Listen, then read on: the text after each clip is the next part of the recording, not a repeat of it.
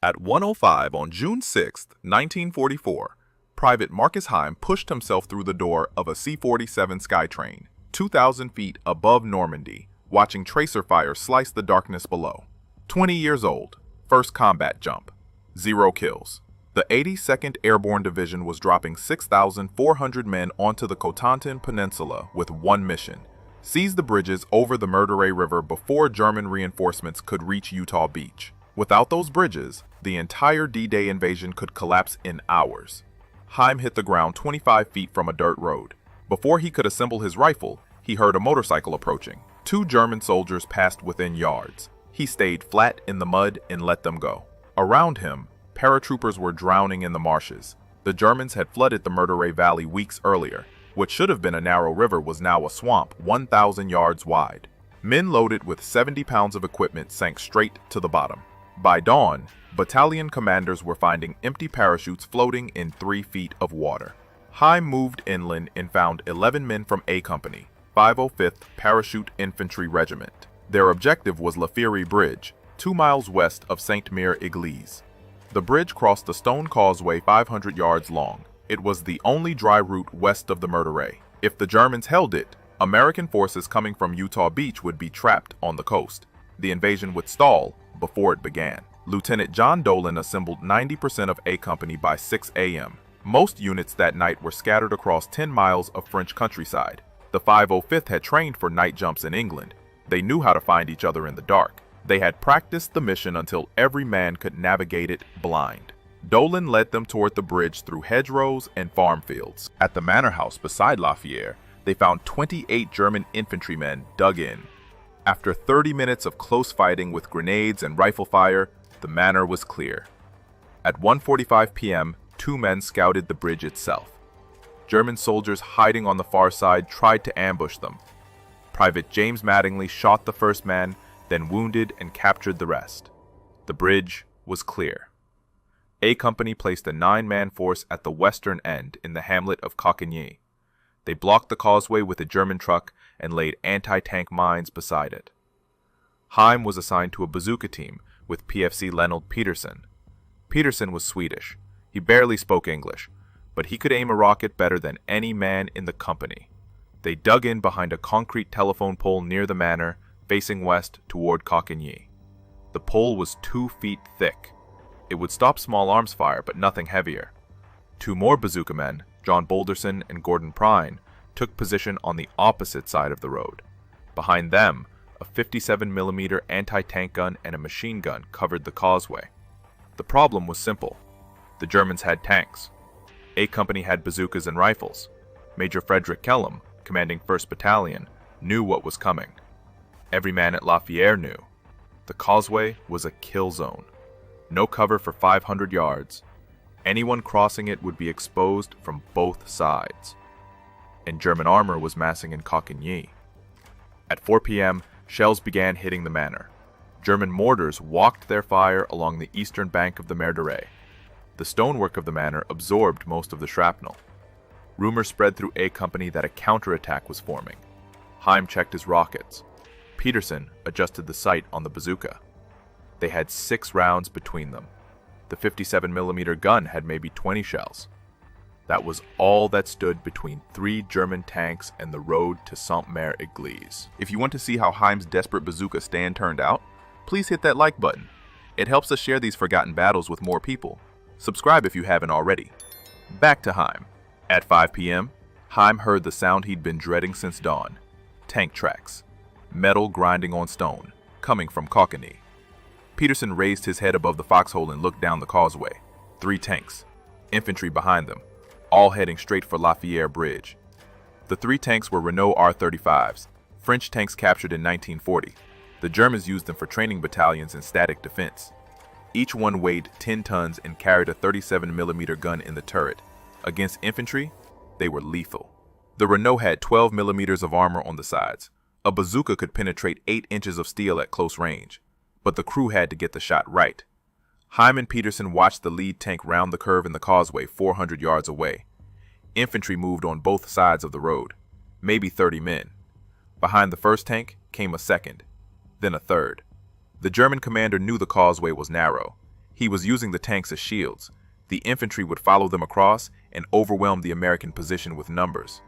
Peterson loaded a rocket. Heim crouched beside him with 3 more rounds ready. On the other side of the road, Boulderson and Prine did the same. The 57mm gun crew adjusted their aim. The machine gun in the manor yard opened up first. Tracer rounds cut across the causeway toward the German infantry. Men dropped. Others scattered into the marsh on both sides. The lead tank kept coming. Its commander stood up in the turret to get a better view of the bridge. He was maybe 20 meters from the western end of the causeway when the machine gun found him. A burst caught him in the chest. He fell backward into the turret. The tank slowed, but didn't stop. It kept rolling forward. Peterson fired. The rocket left the tube with a crack and a flash of backblast. It hit the front glasses of the Renault and detonated. The tank lurched to the right, but kept moving. Peterson reloaded. Boulderson fired from across the road. His rocket hit the same tank in the side. Still it moved. The 57mm gun fired. The shell punched through the turret ring. The tank stopped. Smoke poured from the hatches. The second tank tried to maneuver around the first. The causeway was only wide enough for one vehicle. The Renault's right track dipped into the marsh. It struggled to pull itself back onto the road. Peterson fired again. The rocket hit the turret dead center. The tank stopped moving. No smoke, no fire. Just stopped. The third tank was pulling back. Its commander had seen enough. 2 tanks burning or disabled in less than 2 minutes. He reversed down the causeway toward Coquigny. German infantry tried to advance without armor support. The machine gun and rifle fire from A Company cut them down. Bodies piled up on both sides of the road. Then the turret of the first tank began to move. It wasn't dead. The crew was still inside. The gun barrel swung toward Heim and Peterson's position. Heim saw it turning. 37mm, high explosive. If that gun fired, the concrete pole would be vaporized. So would they. Peterson was reloading. Heim grabbed his shoulder. They rolled out of the foxhole and ran 10 feet to the left. The tank fired. The shell hit the concrete pole exactly where they'd been crouching 2 seconds earlier. The explosion pulverized 2 feet of reinforced concrete. Chunks of debris rained down on the road. Heim felt the concussion in his chest. Peterson didn't hesitate. He knelt on the open road with the bazooka on his shoulder. No cover, no concealment. German riflemen were shooting at him from 300 yards. He aimed at the disabled Renault and fired. The rocket hit the engine compartment. This time the tank caught fire. Heim looked for the third tank. It had stopped retreating. It was turning around, coming back. The third tank advanced slowly down the causeway. Its commander had watched 2 Renaults get destroyed. He wasn't going to make the same mistakes. The tank moved in short bursts. 5 yards forward, stop. 5 more yards, the turret swung left and right, looking for targets. Heim counted his remaining rockets. 2. Peterson had 1 loaded. That was 3 total against a tank that was now expecting bazooka fire. The 57mm gun behind them was silent. Heim looked back. The gun crew was dead. A German mortar round had landed directly on their position. Peterson fired at the third tank. The rocket hit the front armor and bounced off. Wrong angle. The Renault kept coming. It was 200 yards from the bridge now.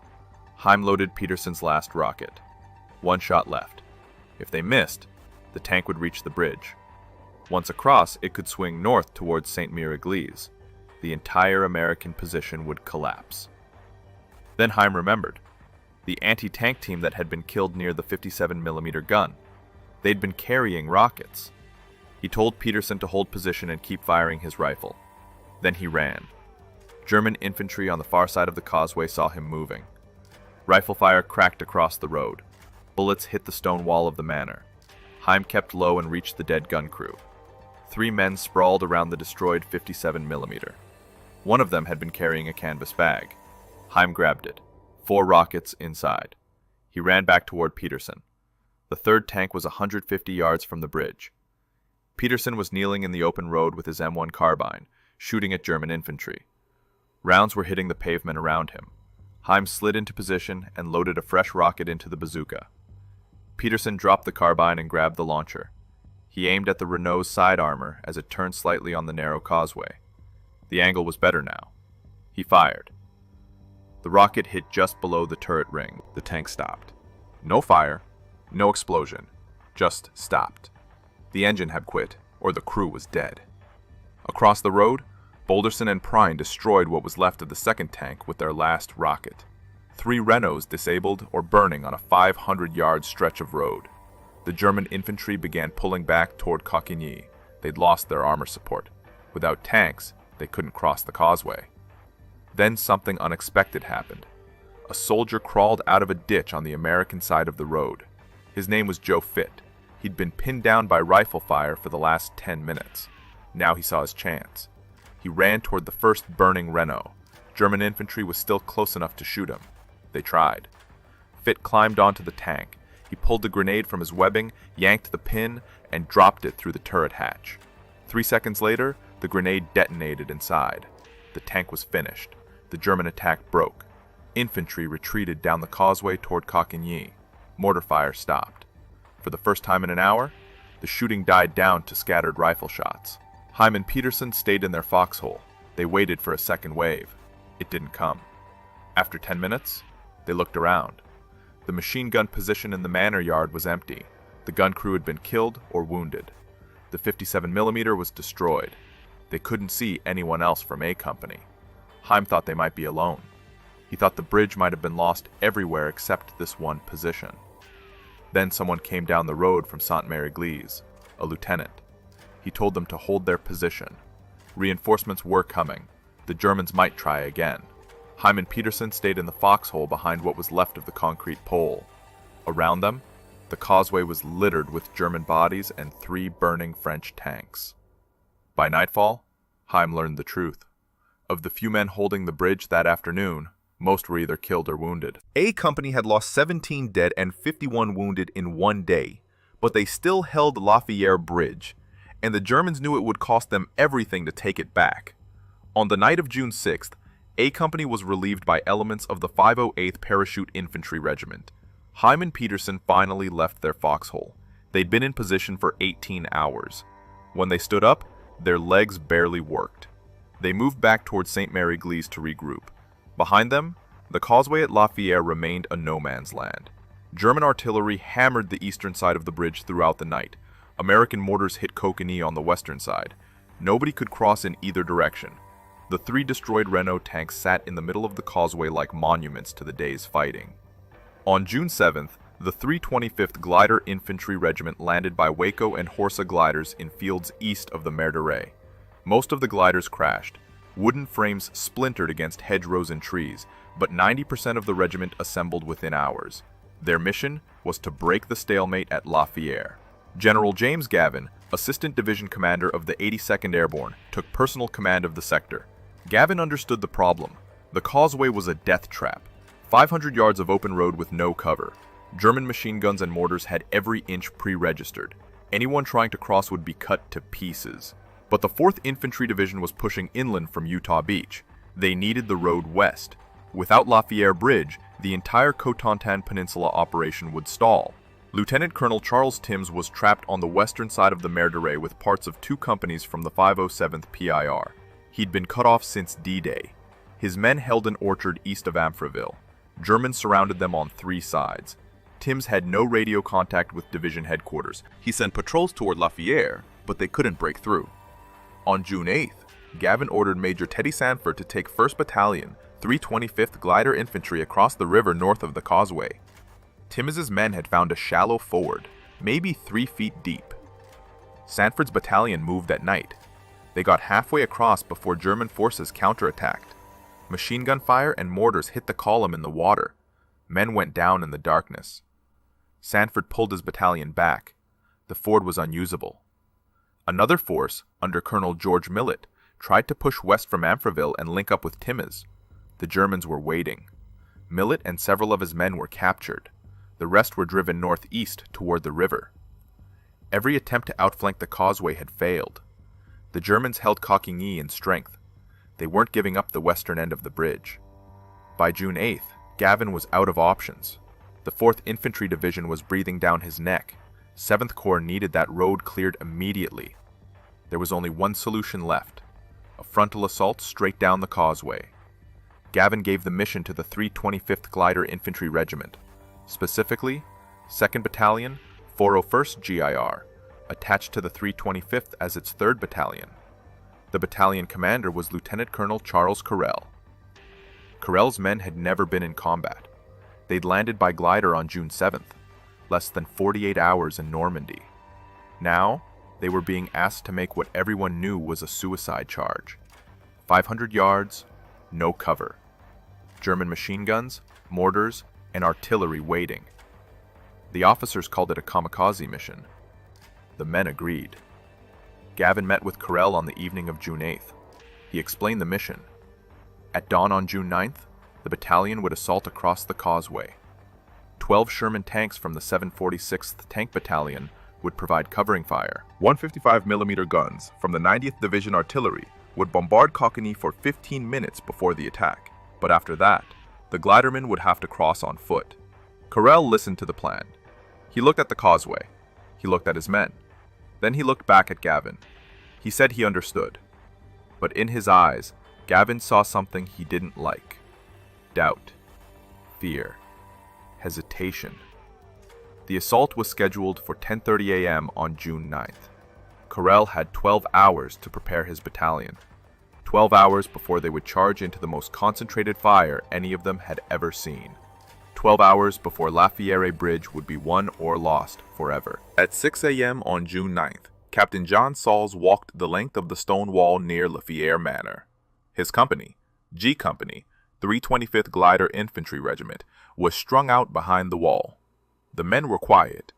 They'd spent the night watching bodies from previous attacks floating in the marsh beside the causeway.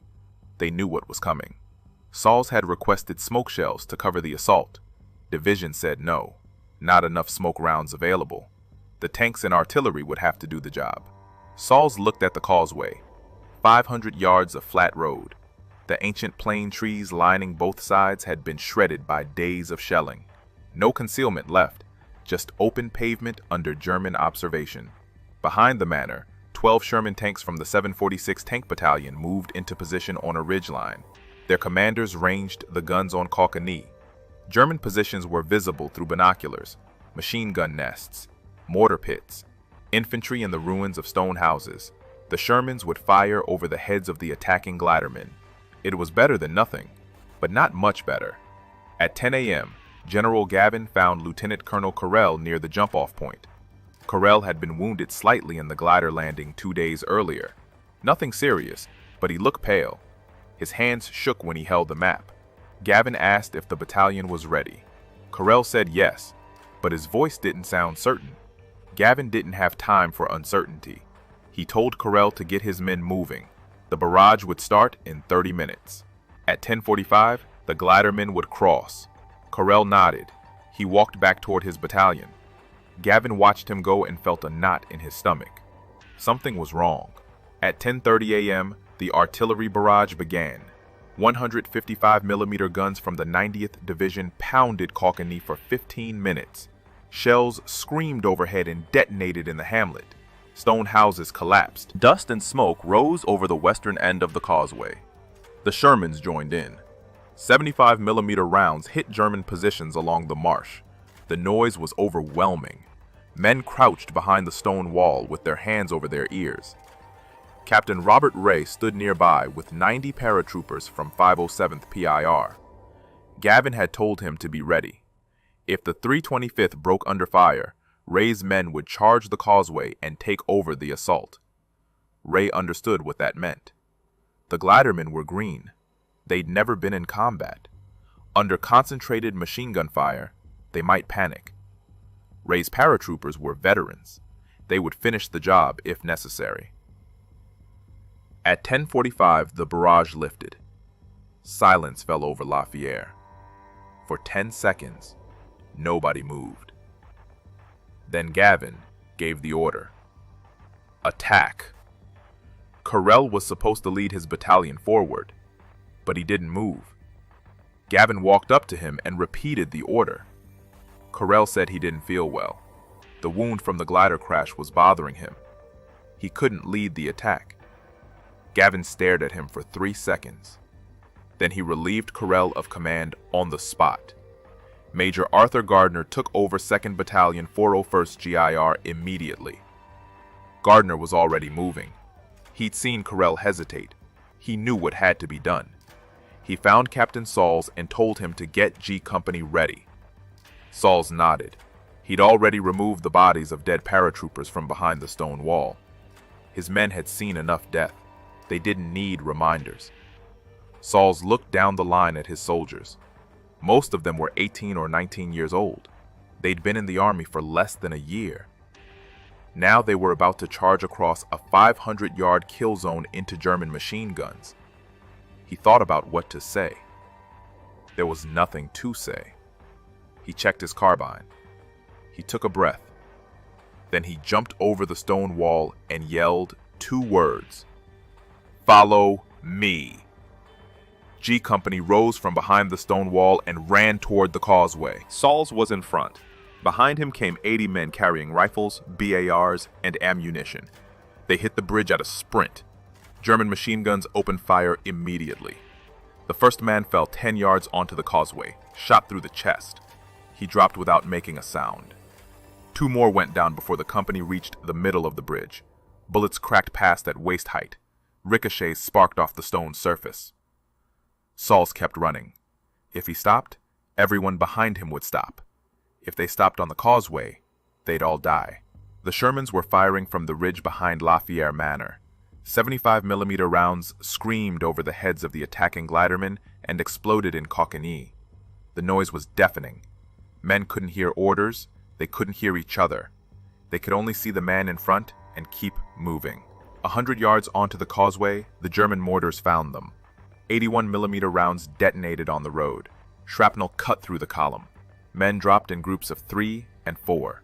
The causeway became slick with blood. Soldiers stepped over bodies and kept running. There was nowhere else to go. Forward was death, backward was death. The only choice was forward, faster. E Company followed G Company onto the causeway, then F Company. The entire battalion was committed now. Over 400 men charging down a road barely wide enough for 2 soldiers side by side. German artillery joined the mortars. 105mm shells landed among the glidermen. The explosions threw bodies into the marsh on both sides. Captain Ray watched from behind the stone wall. He'd been ordered to charge if the 325th broke. But they weren't breaking. They were dying, but they weren't stopping. Ray saw men crawling forward with shattered legs. He saw soldiers carrying wounded comrades on their backs while bullets hit all around them. The glidermen were green troops, but they were proving themselves in the worst way possible. Halfway across the causeway, a Sherman hit one of its own mines. The Americans had laid anti-tank mines on June 6th to stop German armor. Nobody had cleared them before the assault. The Sherman exploded and blocked half the road. Men had to squeeze past the burning tank single file. German machine gunners concentrated fire on that choke point. Bodies piled up around the wreckage. Sauls reached the western end of the causeway. Coquigny was directly ahead. Stone buildings, hedgerows, German infantry firing from every window and doorway. He dove into a ditch beside the road. G Company's survivors piled in after him. Maybe 40 men left out of 80. They'd crossed 500 yards under fire and lost half the company. But they were across. The first American bridgehead on the western side of the Mer de Ray. E Company came up behind them. Then elements of F Company. The Germans threw everything at the western end of the causeway. Machine guns, mortars, rifle grenades. The Americans were pinned in ditches and couldn't advance into Coquigny proper. Then the German counterattack started. Infantry from the 91st Luftlandedivision Division moved out of the hamlet in force, maybe 200 men. They hit the American bridgehead from 3 sides. The glidermen were outnumbered and cut off from reinforcements. The causeway behind them was still under fire. Nobody could cross to help. Captain Wayne Pierce, commanding C Company, 325th Glider Infantry, was pushing forward on the left flank. His lead platoon penetrated into Coquigny itself. Then German forces surrounded them. The platoon was cut off 40 yards ahead of the main American line. Machine gun fire and rifle grenades pinned them in a roadside ditch. German infantry was moving to flank them. In minutes, the platoon would be overrun. Private First Class Charles de Glopper saw what was happening. 22 years old, from Grand Island, New York. He carried a Browning automatic rifle. He'd been in the Army for 18 months, never in combat until 3 days ago. Now he was watching his platoon get destroyed. De Glopper made a decision. He told his squad to pull back through a gap in the hedgerow behind them. Then he stood up. De Glopper walked out of the ditch onto the road in full view of the German positions. He raised his Browning automatic rifle and fired a burst toward the nearest machine gun nest. 20 rounds. The gun went silent. He moved forward.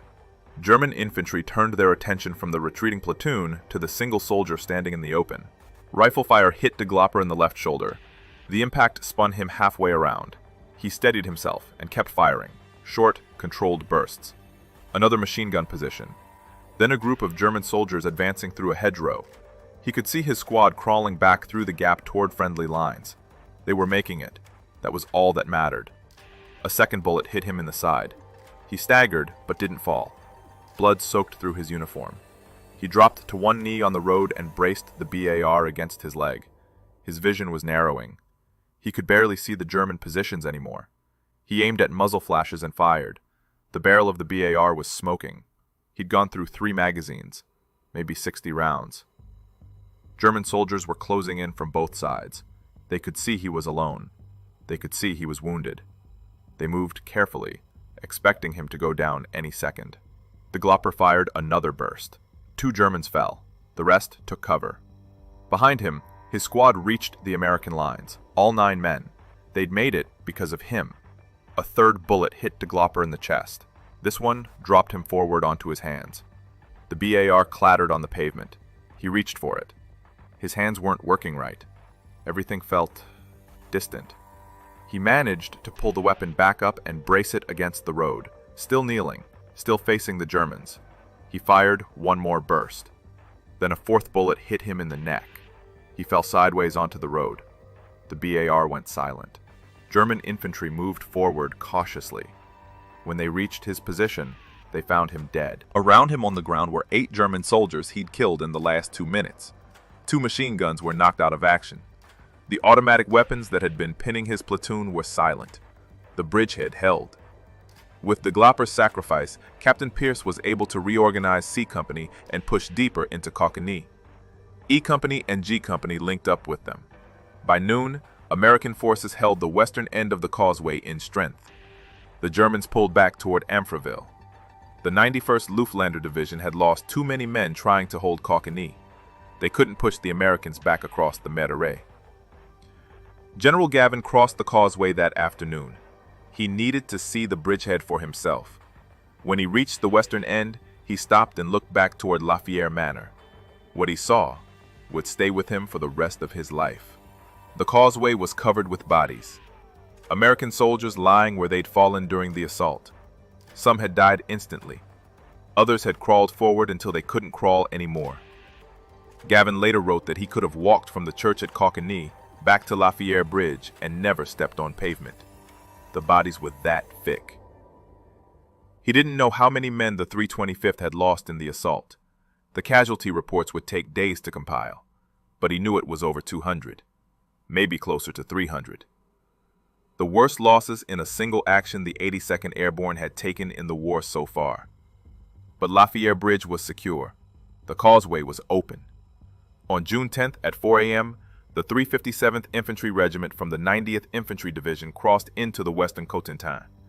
They passed the destroyed Renault tank still sitting in the middle of the road. They passed the burned-out Sherman. They passed bodies that hadn't been recovered yet. The 4th Infantry Division followed, then armor, then artillery. Everything that had been bottled up east of the Meteray for 4 days was finally moving west. The German defense of the Cotentin Peninsula was collapsing, and it had all hinged on 500 yards of stone causeway and the men who refused to give it up. The Battle of Fière Bridge lasted 4 days, from June 6th to June 9th, 1944. In those 4 days, over 250 American soldiers were killed, fighting for 500 yards of stone causeway. Another 300 were wounded. The German 91st Luftlander Division lost 2,212 men in the first 6 days of the Normandy campaign.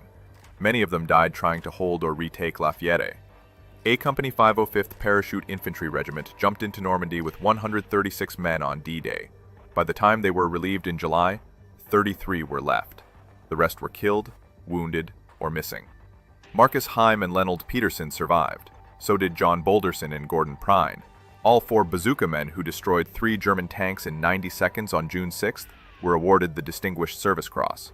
It was the second highest award for valor in the U.S. military. Private First Class Charles de Glopper did not survive. His body was recovered from the road in Cockney after the battle.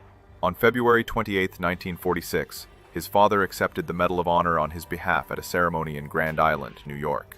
De Glopper was the only soldier from the 82nd Airborne Division to receive the Medal of Honor for actions in Normandy. His citation described how he sacrificed his life to save his squad, how he stood in full view of the enemy and drew their fire while his comrades escaped, how his body was later found surrounded by dead Germans and destroyed machine guns. Official U.S. Army historian S.L.A. Marshall was present during the Normandy invasion. He interviewed survivors. He walked the battlefield. Years later, he wrote that Fière Bridge was the fiercest battle in the European war. Not the largest, not the longest, but the fiercest. The most concentrated violence in the smallest space over the shortest time. The strategic importance of Fière cannot be overstated. Without that bridge, American forces coming from Utah Beach would have been trapped on the coast. The Germans could have counterattacked from the west and driven the invasion back into the sea. The entire D-Day operation depended on the 82nd Airborne holding a handful of bridges over the Merdere River. Fière was the most critical, and it was held by a few hundred paratroopers and glidermen with bazookas and rifles against tanks and superior numbers. Today, the causeway at Fière is called Marcus Heim Way. A bronze statue called Iron Mike stands overlooking the battlefield. It depicts an airborne soldier at the moment of landing. The statue was dedicated on June 7, 1997. An identical statue stands at Fort Benning, Georgia. Near the bridge is a memorial plaque listing the names of 144 paratroopers from the 505th who were killed in action. Charles de Glopper has his own memorial stele at the western end of the causeway. Marcus Heim returned home after the war. He lived until October 22, 2002. He was buried with full military honors in Middleburg, New York. He rarely spoke about Fière. When asked, he said only that it was one of the toughest days of his life. He said he didn't know why he and Peterson survived when so many others didn't. Only the good Lord knows, he said. If this story moved you the way it moved us, do me a favor, hit that like button. Every single like tells YouTube to show this story to more people. Hit subscribe and turn on notifications. We're rescuing forgotten stories from dusty archives every single day. Stories about paratroopers who held bridges with bazookas and courage. Real people. Real heroism. Drop a comment right now and tell us where you're watching from. Are you watching from the United States? Canada? Our community stretches across the entire world. You're not just a viewer. You're part of keeping these memories alive. Tell us your location. Tell us if someone in your family served. Just let us know you're here. Thank you for watching. And thank you for making sure Marcus Heim and Charles de Glopper don't disappear into silence. These men deserve to be remembered, and you're helping make that happen.